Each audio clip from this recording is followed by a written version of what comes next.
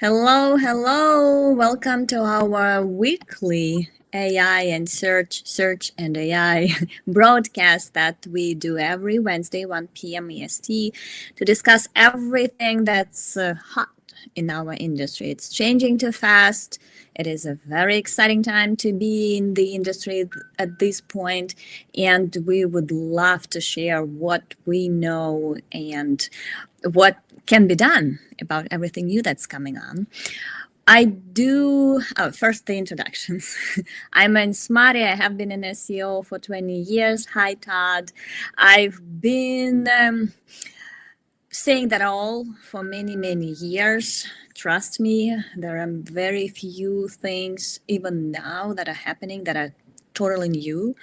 We've been talking about that for many years. We've been seeing that coming. We didn't know the names for all of that. Like maybe 5 years ago, we were discussing in the industry task engines. That is machines that were going to actually do something for us, complete the tasks for us. Now we know they're called AI agents. Back 5 years ago, we didn't, but we did know that was coming. Same with Google. We knew it had become an answer engine. We didn't know where exactly it was going on with that, but now we know it's AI answers. So it's not completely new. So it's much easier for me to look at these trends and understand what it is happening. And that's why I decided to host this weekly broadcast to let you know, okay, this is the trend. This is what, if there is anything new, it is bringing to the optimization strategy and what exactly you can do with it. Today with me and always, April, our brand ambassador, brand visual designer, outreach, Reddit expert. She has a lot of cool things she's doing for our company, which is Smarty Marketing. Please check it out. Check us out. It's Smarty.marketing, and we would love to hear from you as well. Thank you, April, for being with me today. It is a very busy time for just about any search SEO experts. I'm a little bit all over the place.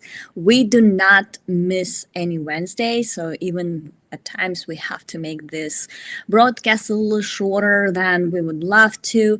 We are still always here with you, bringing you all the search and AI trends that are happening right now. So with that, let me just put me on not disturb. So with that, let's talk about today's topic. Nothing particularly new. We have been debating about that for, I don't know, a year at this point. I started talking about this particular acronym or term maybe 2 years ago when there was a research paper from some colleges or institutes, research institutes that was talking about Generative Engine Optimization. That is a good term until you make it an acronym. The acronym is GEO. I'm with most people, it's not the perfect one. Google doesn't know what it is at this point. When you search GEO, you will see everything about geology. And I understand why people are so opposed to it. And there is a huge debate in our industry, and there are 3 groups of people. So the first group of people are those that are old school. I don't want to say old school. I'm also old school, but very established, very experienced SEOs who have seen all those trends coming, who have, like me, they're not as much excited about everything because we've been talking about that for a long time. And they just keep saying, this is just SEO. We don't need new acronyms. We don't need new terms for that. We don't care. This is just SEO. A huge group of people which I can relate with. I've been like that as well for the longest time. I kept saying, this is SEO. There is nothing exactly new. Yes, there are some shifts, maybe new tactics added, but we've been doing that for many years. Sometimes some tactics go old, so we introduce new ones. Sometimes tactics should be changed to accommodate the evolving search engine. So it's not new, it's still SEO. I love all of those people. I do not mostly participate in those debates because it's exhausting. I don't really have time for that. If that is SEO and that is going to be SEO in a year, in two, I'm all for that. There is another group of experts, mostly newer, who claim themselves to be experts of AI optimization, and they use the variety of terms for that. That can be AIO, AEO, LLMO, whatever. There are lots of acronyms floating around. They put those on their LinkedIn's website, landing pages, and they say, okay, we are experts and this is what it is called now, and I have the unique playbook of you getting into AI answers. These people I cannot relate to because the whole industry is like 2 weeks old. Every time ChatGPT is launching a new model, it is not exactly working how the previous one did.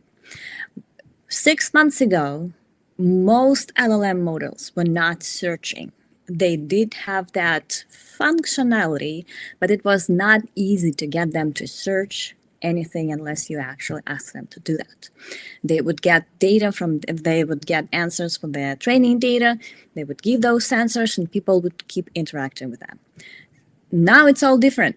Now it's very hard to stop them from searching. And they search all kinds of engines: Bing, Google, Reddit, websites they know that have the information they need. There are lots of ways for them to discover the information through searching. In 2 weeks, who knows what's happening? So in this, I would say, fast evolving environment, how do you know you are an expert? How is there are no confirmed tactics? We reverse engineer answers and can understand what happened there, but we don't know the actual prompts. We can have educated guesses what kind of semantic optimization we need, what relevance is, what those AI agents are looking for. Those are educated guesses. We are dealing with artificial intelligence. They pretty much like educated kids. They used a bunch of resources to build their training data. They don't have an opinion of their own. The good example of that is like if you ask ChatGPT, do you use schema or structured data? Do you read it? ChatGPT will not reply from its understanding or even from how it is working. It will repurpose other experts' articles to create an answer. So when it's replying to you, yes, I use schema, or no, I don't use Google, that's not exactly what's happening. That's what it read in someone else's articles and thought convincing enough to give you the answer. That is what we are dealing with. It's fast changing. There are no answers, no confirmed tactics, only educated guesses, only theories, and sometimes reverse engineering, which is not the best way to understand what it is we should be doing. So I don't believe in actual experts in this area. And I'm for these debates I am participating in because a lot of people claim themselves to be AI experts, and it's too early to be an expert in this area. And now there is the third group of our community that say, okay, it's not exactly SEO. There are some new things that we have to keep in mind that we never did. And let's say, but there is a huge overlap between SEO and whatever you're calling AI optimization. There is a huge overlap. Because there is a huge overlap, and SEO is actually fundamental in the whole process, this group of people say, okay, whatever you call it, that is the branch of SEO. That is still SEO, but this collection of new tactics, new visibility metrics, new tools, everything new, that is the branch of SEO. For now, I belong to this third group, and there is a good chance I'm the only one there. But I do believe that it is not exactly SEO. And trust me, I've been doing SEO for many, many years. There are new things that never existed in SEO, and new concepts that never existed in SEO. So when people argue about what should it be called, whether it is a new strategy, whether it is any type of expertise there, this is my perspective at this point. Now, it's not exactly an SEO, but because it overlaps that much, and SEO is actually fundamental. It is the branch of SEO that we need to figure out. So why exactly it is not an SEO? First of all, AI engines, generative AI engines, do not work like search engines. There is very little similarity between how search engines work and how AI engines work. Search engines have the index of documents, they match keyword with the document, they give you the list based on their other signals of how they measure the trustworthiness and reliability of those documents. Yes, there are many other levels. They also have semantic analysis. They also do something else. They understand context, intent much better than they did 10 years ago. But the fundamental part has not changed. They have the index and they pull your URLs. They think you have answers to your queries. There is nothing like that when AI engines are working. First of all, they don't always search. They pull answers directly from their training data that does not store any URLs. Secondly, yes, they search much more now, but they also fan out. Fan out is that when they're trying to find answers beyond the initial prompt. And they fan out based on their training data.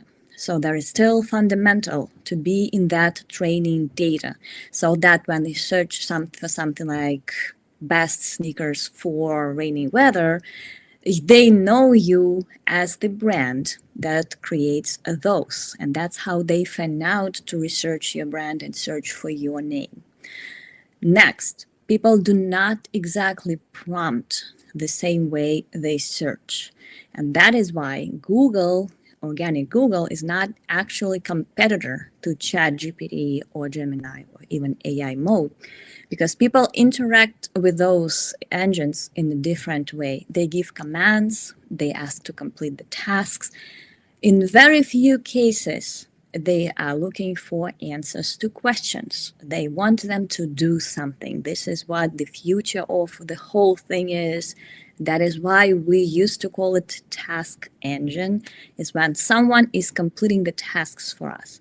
And that is exactly how people interact with ChatGPT or other AI engines. At this point, they want their tasks completed.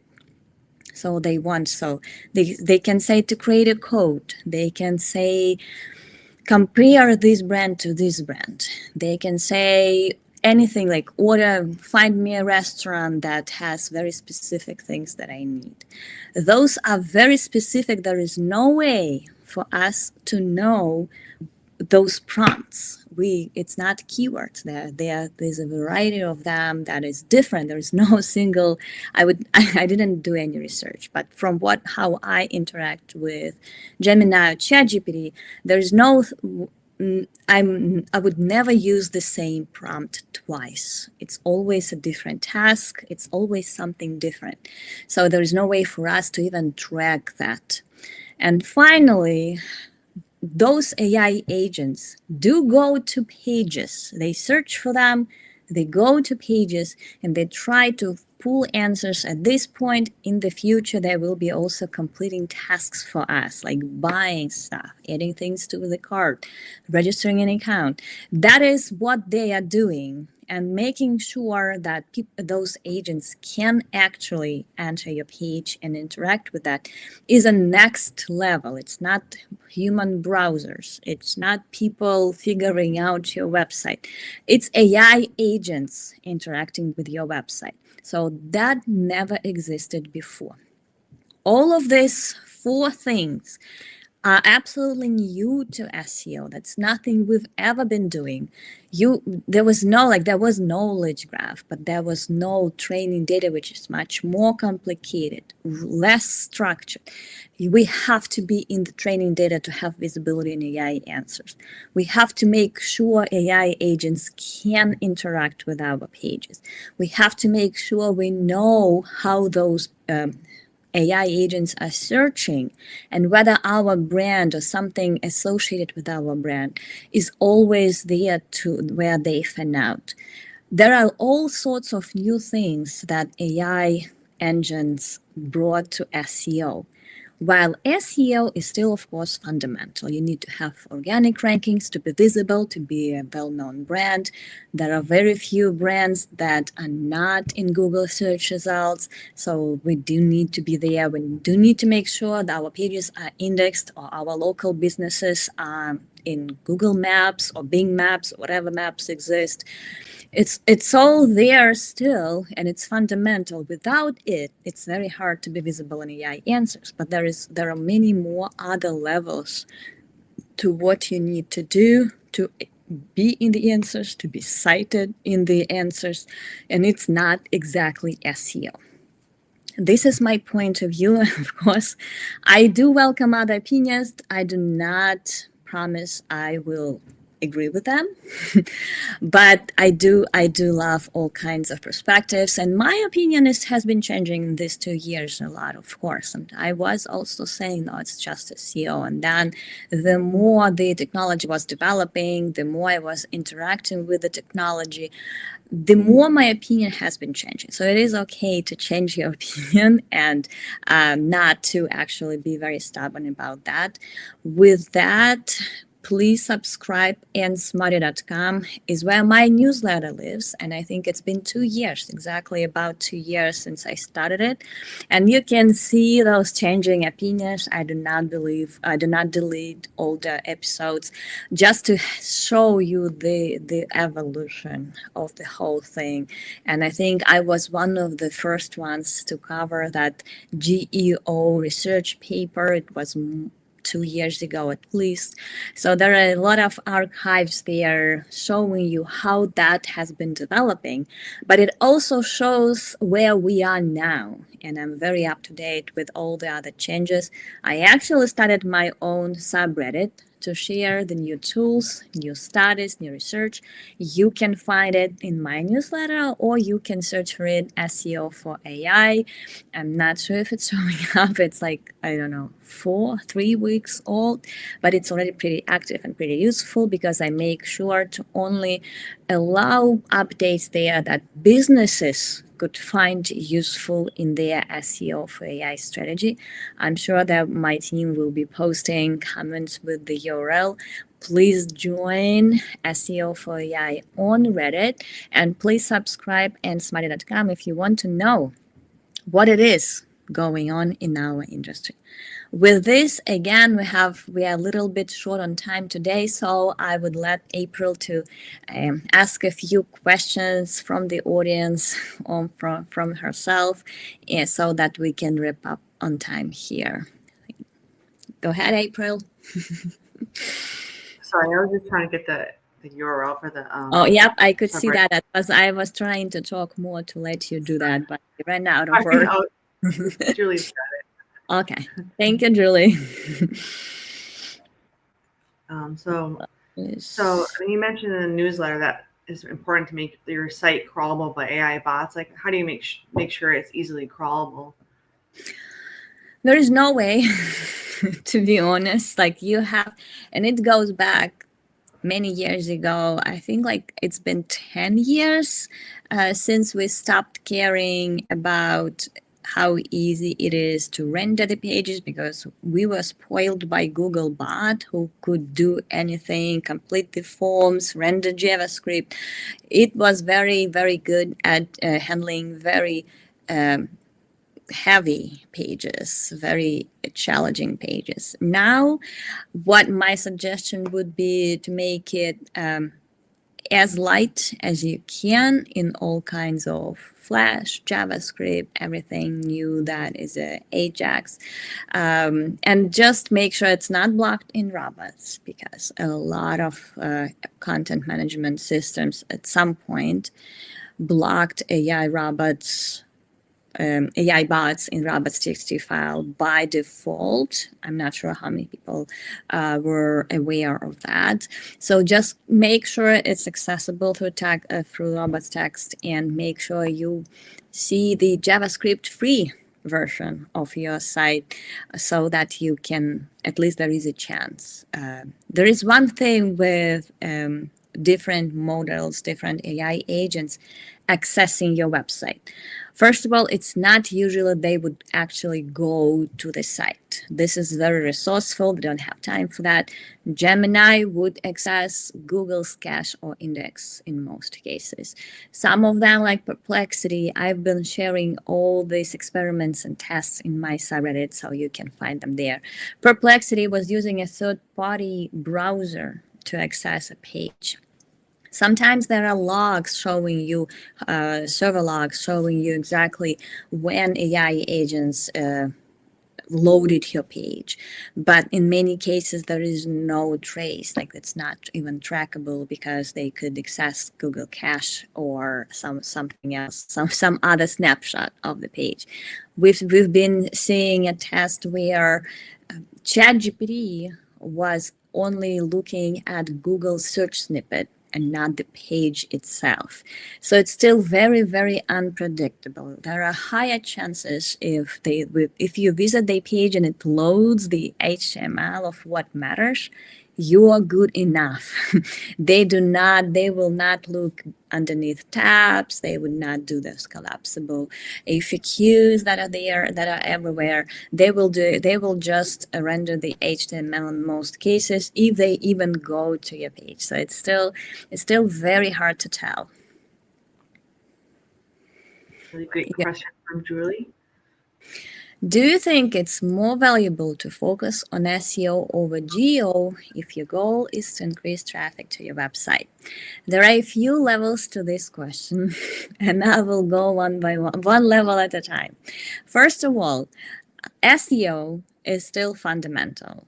If you are choosing between doing SEO or GEO, which is actually a branch of SEO, you do SEO. What is SEO? Is making sure you have internal linking, you have a workable website, you have landing pages that address keywords or problems your audience is having. It talks about your product, it has product schema. All of those things are very valuable for SEO, and you make sure you have all of that on your website, including like content talking about your products, product pages. All those product pages link back to category pages or to other products as well. Internal linking, architecture, relevancy, all of those SEO aspects are fundamental. Without them, it's very hard to get into AI answers if you don't have a digital identity. You have to have your digital brand, and in most cases, that is your website.